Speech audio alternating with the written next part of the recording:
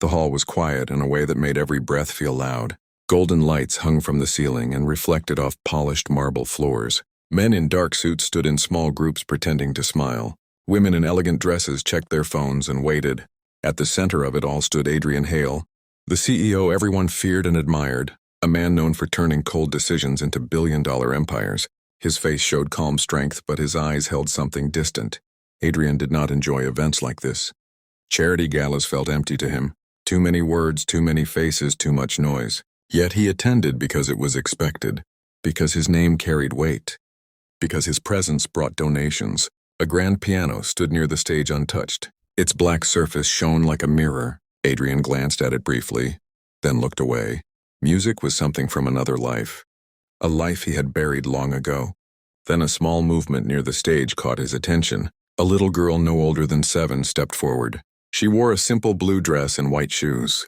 Her hair was tied with a ribbon slightly loose. She looked around with wide, curious eyes. The microphone seemed taller than her. Whispers spread through the hall. Who is she? Is this part of the program? She looks too young. The host leaned down and spoke softly to her. She nodded seriously, then looked out at the crowd. Her eye stopped on Adrian, not because she knew who he was, but because he looked lonelier than everyone else. She walked to the piano slowly, each step careful and small. She climbed onto the bench and adjusted herself. Her feet did not reach the pedals. She smiled shyly. She leaned toward the microphone and spoke. "Sir, I learned this song from my mommy." Her voice was soft but clear. The room fell silent. Adrian froze.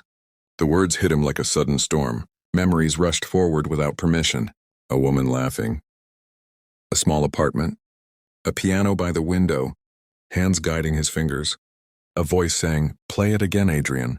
The girl placed her hands on the keys. For a second, she hesitated. Then she began.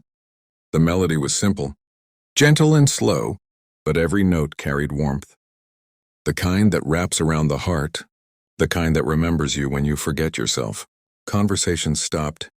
Phones lowered. Even the servers stood still. Adrian felt his chest tighten. This was not just a song.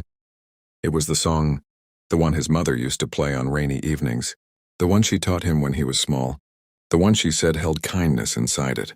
He had not heard it in decades. The girl played carefully, sometimes missing a note, sometimes pausing to remember. But the feeling never broke. Adrian could no longer look away. His hands clenched slowly. His throat burned. He told himself to stay composed. He was Adrian Hale. He did not show emotion, but the music did not care who he was. As the last note faded, the room stayed silent for a breath. Then applause filled the hall. The girl stood and bowed, her cheeks flushed with pride. She looked again at Adrian and smiled as if she had done something just for him. Adrian stood without realizing it, his applause slower than the others. He felt exposed, as if the child had seen something no one else had. The host thanked her and guided her off the stage. People returned to their conversations. But something had shifted. Adrian could not move. The world felt different. Softer, closer. A question echoed in his mind. Who is her mommy? Adrian left the hall early that night. The city lights blurred as his car moved through the streets. The song followed him, every note replaying itself in his thoughts. He sat alone in his penthouse later that evening, surrounded by glass walls and silence. No laughter, no music, only memories. He had spent years building walls. Success had become his shield, loneliness his companion. Yet a child had broken through in minutes. The next morning, Adrian asked his assistant to find the girl, not as a CEO, but as a man searching for something lost. It did not take long. She was the daughter of a single mother named Eliza, a piano teacher at a small community center. She had volunteered her daughter to play when a performer canceled. Adrian stared at the name on the file. Eliza. His heart skipped. It could not be, but it was, Eliza Carter. The woman he once loved. The woman who left town quietly. The woman who stopped answering letters. The woman who had carried his child without his knowing.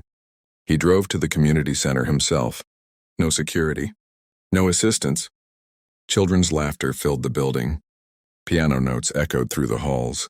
Adrian stood frozen at the doorway. There she was. Older. Wiser. but unmistakably her. She looked up and their eyes met. Shock crossed her face. Then calm. Then understanding. They spoke quietly, words careful and heavy. Truths unfolded slowly. She never told him because she thought he chose ambition over family. He never looked for her because he thought she chose freedom over him. Years lost, but not erased. The little girl ran toward Adrian, her smile bright and fearless. "Mommy, this is the sir, the one I told you about." Adrian knelt down, his voice trembling. "You played beautifully."